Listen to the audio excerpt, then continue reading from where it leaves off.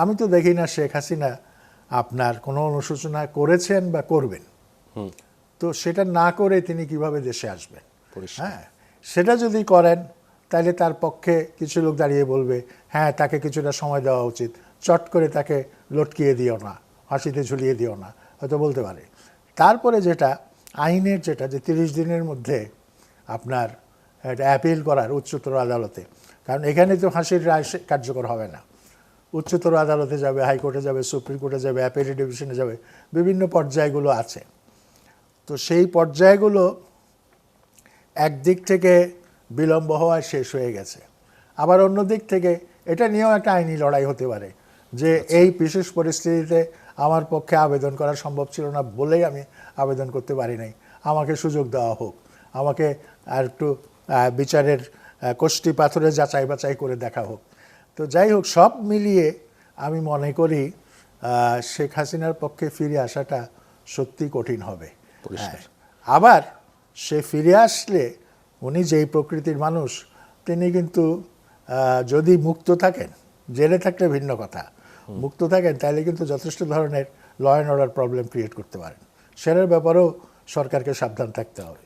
Sir, আপনি তৃতীয় পক্ষ সুযোগ নেবার একটা আশঙ্কার কথা বলছিলেন। আমরা রিসেন্টলি দেখলাম যে ভারতের লোকসভার পররাষ্ট্র বিষয়ক সংসদীয় স্থায়ী কমিটি বাংলাদেশকে নিয়ে একটি প্রতিবেদন দিয়েছে, যেখানে বাংলাদেশের অবস্থানকে অত্যন্ত গুরুত্বপূর্ণ বলছে। তারা বলছে যে বাংলাদেশ যে বারবার শেখ হাসিনাকে ফেরত চাইছে সেই প্রস্তাবটাও তারা বিবেচনায় করছে, এবং একই সাথে বলেছে যে শেখ হাসিনাকে ভারতীয় ভূখণ্ড ব্যবহার করে তাকে কোনো রাজনৈতিক কর্মকাণ্ড চালানোর অনুমতি দেওয়া হয়নি। যদিও আমরা দেখেছি Sheikh Hasina recently Reuters interview দিয়েছেন, তিনি তার নেতাকর্মীদের সাথে যোগাযোগ রাখছেন, এবং একটি ঘোষণা তো স্যার আপনি জানেন যে তিনি ডিসেম্বরে দেশে ফিরে আত্মসমর্পণ করতে যাচ্ছে, সরকার বলছে আসলে গ্রেফতার হবে। তার কি ফিরে আসার কোনো সম্ভাবনা স্যার আপনি দেখেন? কঠিন প্রশ্ন। এখন ভারত সরকার সংসদে যে কথা বলেছে, জি, সেইটা এর পেছনে আন্তর্জাতিক চাপ আছে, বিশেষ করে আমার মনে হয় মার্কিন যুক্তরাষ্ট্রের একটা চাপ আছে। আচ্ছা। আর এছাড়া তার দেশের ভেতরেও কিছু চাপ থাকতে পারে, আর আমাদের বাংলাদেশের তরফ থেকে তো চাপ আছেই। আজকের উপমহাদেশে ভারতের অবস্থাটা কি? ভারত কিন্তু উপমহাদেশের চারদিকের দেশ থেকে বিচ্ছিন্ন অবস্থায় আছে, এবং একমাত্র ঘনিষ্ঠ আপনার সম্পর্ক ছিল বাংলাদেশের সঙ্গে, এবং এটা ঘনিষ্ঠের চাইতেও ঘনিষ্ঠ ছিল। সেটা শেষ হয়ে গেছে, বা সেটাতে একটা ভাঙন ধরেছে আপনার 24-এর গণ অভ্যুত্থানে, 5 আগস্টের পর।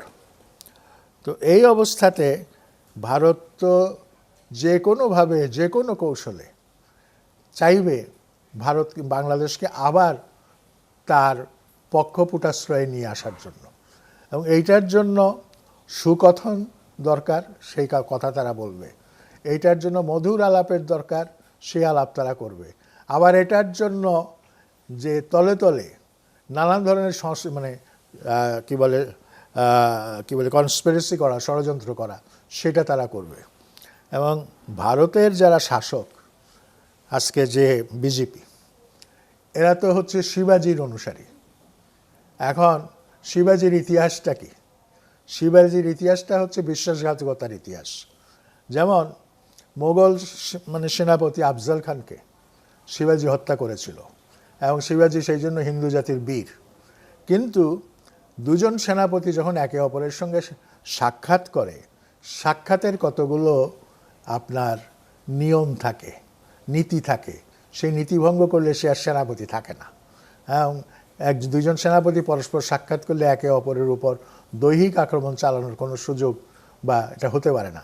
এগুলি পরে আন্তর্জাতিক আইনে জেনেভা কনভেনশন দিয়ে এটাকে কিন্তু আরও সেটাকে লিগালাইজ, আইনের বিধানে নিয়ে আসা হয়েছে। শিবাজি কি করলো? তার আস্তিনের নিচে লুকিয়ে রাখা বাঘনখ দিয়ে আপনার আফজল খানকে আক্রমণ করলো। হ্যাঁ, একটা হাতের মধ্যে একটা খুব ধারালো জিনিস ঢুকিয়ে, নখগুলি ঢুকিয়ে আক্রমণ করলো। আফজল খান নিহত হয়েছে।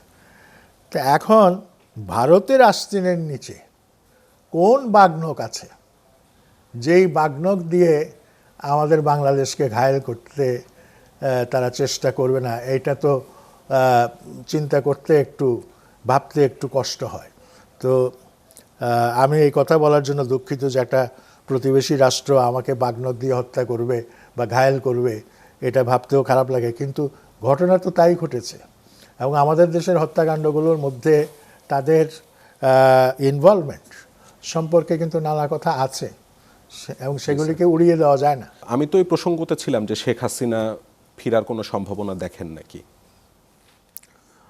শেখ হাসিনার তো যথেষ্ট বয়স হয়েছে, আর তার দলের অবস্থা এখন যা, তার দলের প্রথম কাতারের নেতারা প্রায় সবাই বাংলাদেশের বাইরে, কেউ একটা অংশ ভারতে, আরেকটা অংশ ইউরোপের বিভিন্ন দেশে বা আমেরিকা। এইরকম একটা দলের পক্ষে তার 1 নম্বর নেতা, যিনি মৃত্যুদণ্ডপ্রাপ্ত, তিনি দেশে আসবেন এবং তিনি দেশে আসার পর তার উপর যে দণ্ড হয়েছে সেটা প্রত্যাহার করার জন্য একটা আন্দোলন, একটা প্রতিবাদ, এইটা আমার কাছে খুব অবাস্তব মনে হয়। আপনার a general without any soldier, সে কিন্তু যুদ্ধ জয় করতে পারে না।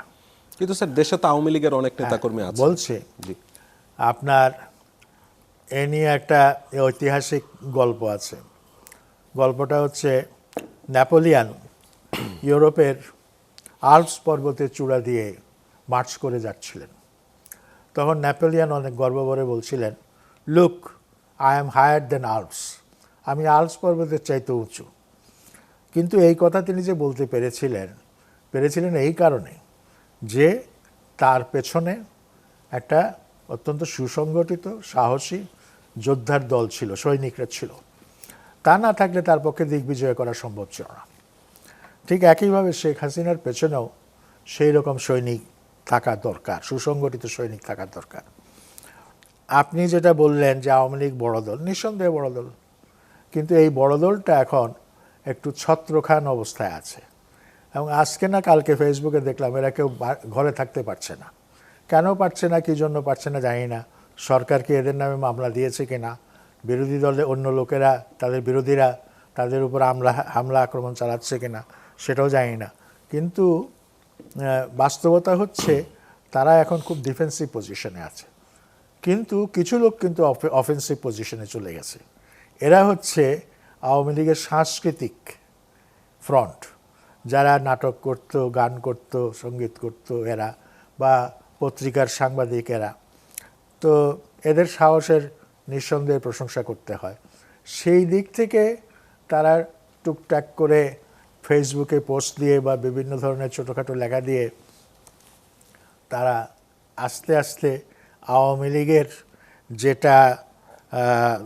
যেটা ইমেজ, সেই ইমেজটাকে উদ্ধার করার চেষ্টা করছেন। তবে এরপরও প্রশ্ন থাকে, যেই পথে তারা সেই ইমেজ উদ্ধার করার চেষ্টা করছেন সেটা কতটুকু সঠিক।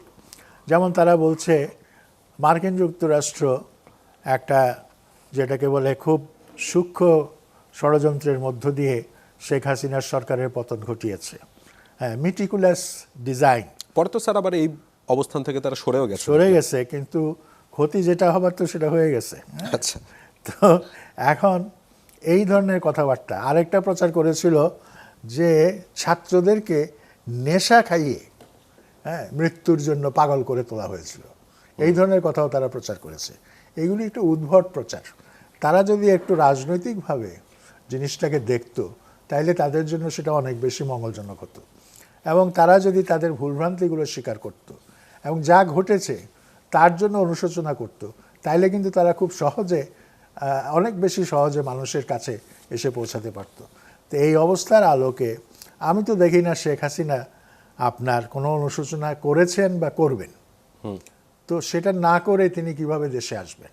হ্যাঁ, সেটা যদি করেন তাহলে তার পক্ষে কিছু লোক দাঁড়িয়ে বলবে, হ্যাঁ তাকে কিছুটা সময় দেওয়া উচিত, চট করে তাকে লটকিয়ে দিও না, ফাঁসিতে ঝুলিয়ে দিও না, হয়তো বলতে পারে।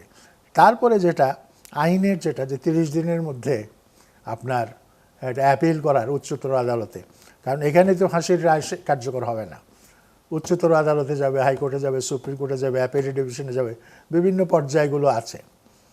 তো সেই পর্যায়গুলো একদিক থেকে বিলম্ব হওয়ায় শেষ হয়ে গেছে, আবার অন্য দিক থেকে এটা নিয়েও একটা আইনি লড়াই হতে পারে যে এই বিশেষ পরিস্থিতিতে আমার পক্ষে আবেদন করা সম্ভব ছিল না বলেই আমি আবেদন করতে পারি নাই, আমাকে সুযোগ দেওয়া হোক, আমাকে আর একটু বিচারের কষ্টি পাথরে যাচাই বাছাই করে দেখা হোক। তো যাই হোক, সব মিলিয়ে আমি মনে করি শেখ হাসিনার পক্ষে ফিরে আসাটা সত্যি কঠিন হবে। আবার সে ফিরে আসলে উনি যেই প্রকৃতির মানুষ, তিনি কিন্তু যদি মুক্ত থাকেন, জেলে থাকলে ভিন্ন কথা, মুক্ত থাকেন তাহলে কিন্তু যথেষ্ট ধরনের law and order problem create করতে পারেন। সেটার ব্যাপারেও সরকারকে সাবধান থাকতে হবে।